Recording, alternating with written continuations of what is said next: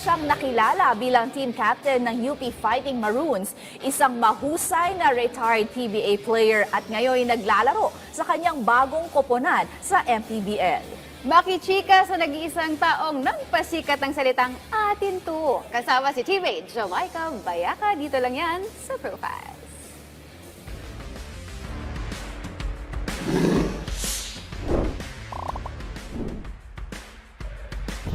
Every jersey has its own story. Kaya naman, are you ready to hear what's the tea? Samahan niyo akong alamin ang storya ng inyong idol outside the game. Ako si Jamaica Bayaka at ito ang Profiles.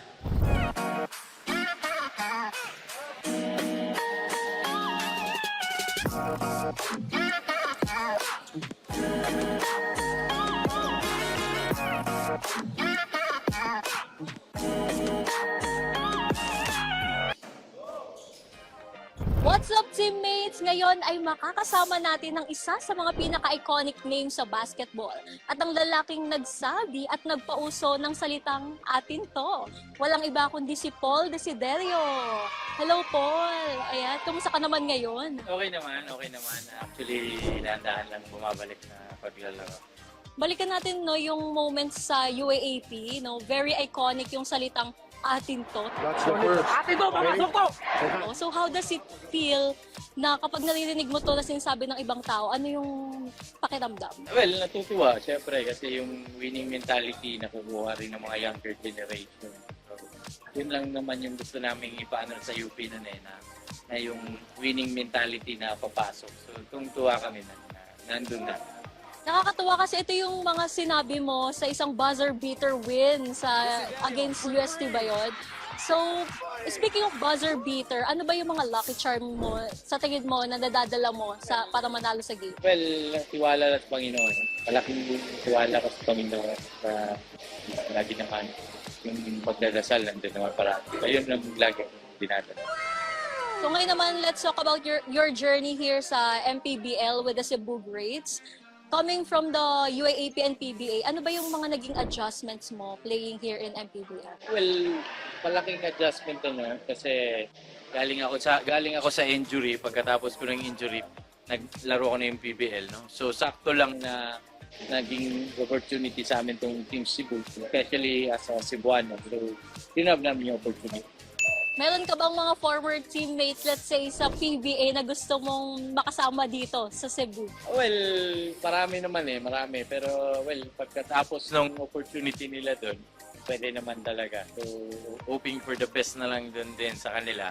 And syempre, kami rin, kita-kita rin naman kami sundo. Sa tingin mo ba, sino ba yung friend mo in your entire basketball Well, life? Manso. Sobrang close kami from high school, college, now PBL. So, ngayon, like, para kaming magkapatid na. So, yun ang inaano ko. Sobrang close namin. So, Paul, honestly speaking, naranasan mo na bang mag-fake injury para makapagpahinga sa bench? Hindi na kailangan mag-take injury. May tama na yung tuhod ko. So, may injury na talaga. So, yun, kailangan lang i-hiyap para makalaro. Dito. So yun, speaking of your injury, no, ano ba yung pinakamalalang challenge or pinakamalalang injury na naranasan? Well, I got MCL year 2020. So, ang pinaka-challenge sa career ko, that's why tumigil muna. Now na medyo okay na. Yes. Ang bilis ng panahon, di ba?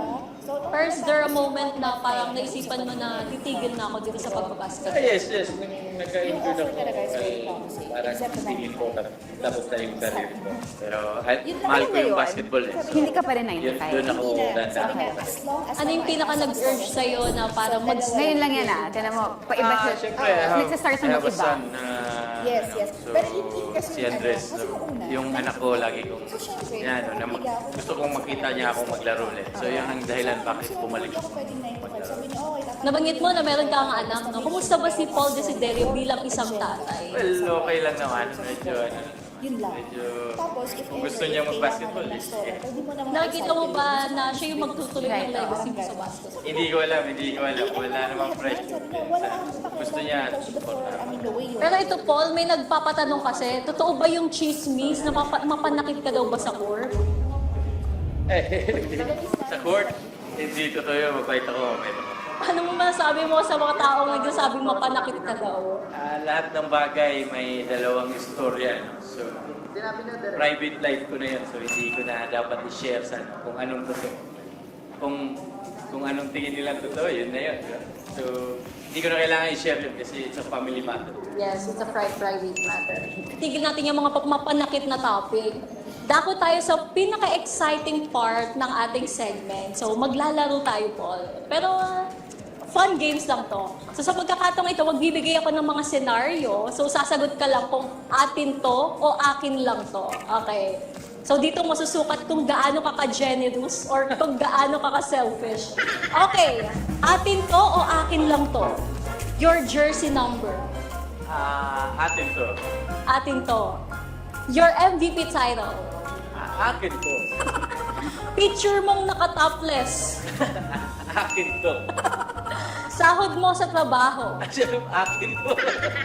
Secret place ng team. Well, atin to. Your lucky shoes sa game. Atin to. Your dummy account sa social media. Wala ako nun eh. Wala kang dummy account? Never ka pang gumawa ng dummy Never, account? never. Wow. Kung merong last slice ng pizza sa Team Merienda, akin to, atin to o akin lang to? Atin to. Atin to. Masyado na akong mataba. You will share. Okay, last bottle ng tubig sa practice. Akin to. Your love of your life. Siyempre, akin. Yes, syempre. Eto, last questions. Kung magpapauso ka ulit ng bagong tagline, bukod sa atin to, ano yun at bakit? Akin to. Akin naman. Oo, akin naman. So, yun. Thank you so much, Paul. Yan, pwede mo na i-promote your social media accounts. Saan ka ba mapapanood ng ating mga... Well, sa lahat na nanonood, please support Cebu Grades. Sana supportahan nyo kami, especially yung mga Cebuano. Hopefully, going na. Hindi yata siya na umabot. Thank you so much. So, nag-enjoy ako. Ayan, dito na nagtatapos ang ating segment for today. Kaya naman, teammates, magkita-kita tayo sa panibagong episode ng Profiles. Ako po si Jamaica Bayaka. Panther.